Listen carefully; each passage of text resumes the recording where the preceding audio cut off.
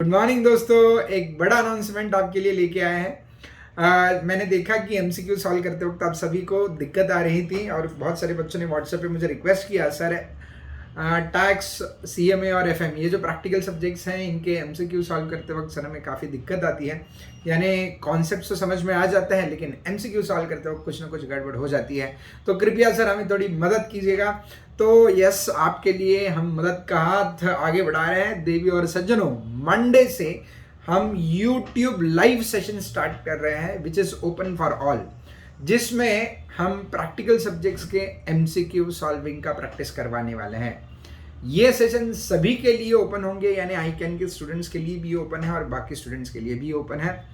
ठीक है, ये जो सेशन है ये आने वाले दिसंबर 2021 में जो एग्जामिनेशन है एज वेल एज जून 2022 में जो बच्चे एग्जामिनेशन देने वाले हैं सभी के लिए ये सेशंस है। आप बिल्कुल इन सेशंस का फ़ायदा उठा सकते हो।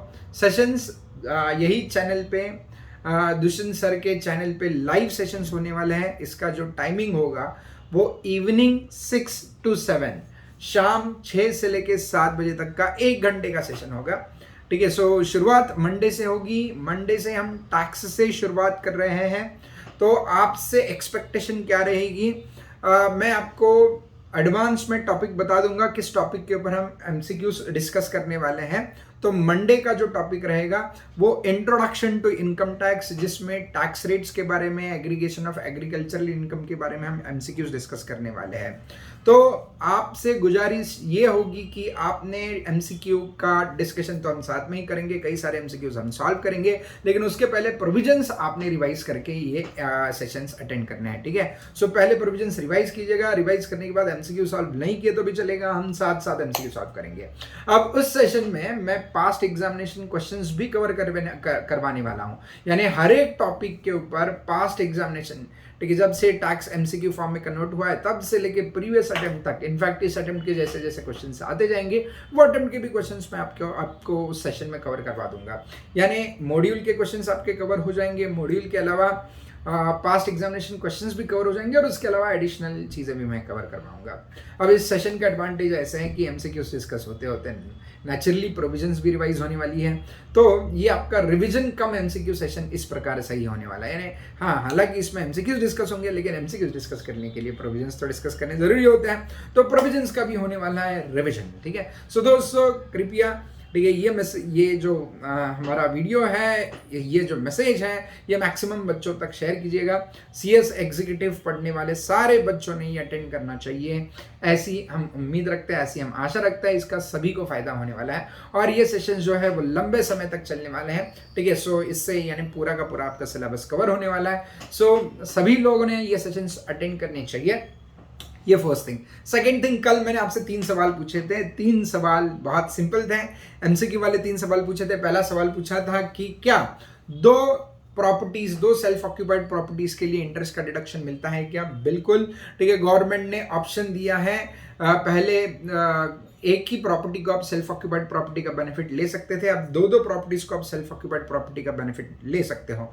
तो income under that house property calculate करते वक्त 2 हाउस प्रॉपर्टीज अगर हमने सेल्फ ऑक्यूपेशन के लिए यूज की होगी और वो प्रॉपर्टी के परचेस या कंस्ट्रक्शन के लिए लोन लिया होगा, तो दोनों प्रॉपर्टीज के लोन के ऊपर के इंटरेस्ट का आपको डिडक्शन मिलेगा under that income from house property. ठीक है, ये पहला क्वेश्चन था। दूसरा क्वेश्चन जो था कि under section rather electric vehicles के बारे में क्वेश्चन था। इलेक्ट्रिक व्हीकल्स अगर आप खरीदते हो तो इलेक्ट्रिक व्हीकल्स के लिए गवर्नमेंट ने कोई डिडक्शन दिया है क्या? अब मैंने 1-1.5-2 साल पहले से मैं आपको इलेक्ट्रिक व्हीकल्स के बारे में बताते आया हूं। जिन लोगों ने रेगुलर लेक्चर्स अटेंड किए उनको बताई है कि मैंने इलेक्ट्रिक व्हीकल्स का कितना प्रमोशन किया। इनफैक्ट मैं प्रमोशन कर रहा हूं, नहीं कर रहा हूं बात की बात है, लेकिन आने वाला जमाना इलेक्ट्रिक व्हीकल्स का ही रहने वाला है, ये हम सभी लोग जानते हैं। और इसके लिए गवर्नमेंट ने 2019 से ही ऐलान कर दिया है। 2019 1 अप्रैल 2019 से लेके 31 मार्च 2023 तक, 1 अप्रैल 2019 से लेके 31 मार्च 2023 के बीच में जो लोग ई व्हीकल्स यानी इलेक्ट्रिक व्हीकल्स परचेस करेंगे for the purpose of business हो या for the purpose of personal use हो, आपने जो इलेक्ट्रिक व्हीकल्स खरीदे हैं, ये इलेक्ट्रिक व्हीकल्स खरीदने के लिए जो भी आपने लोन लिया है उस लोन के ऊपर के इंटरेस्ट का डिडक्शन अंडर सेक्शन 80 EEB में आपको दिया जाता है। ठीक है, जितना भी आपका इंटरेस्ट का अमाउंट है subject to the maximum rupees 1,50,000 आपको इंटरेस्ट का डिडक्शन मिलता है।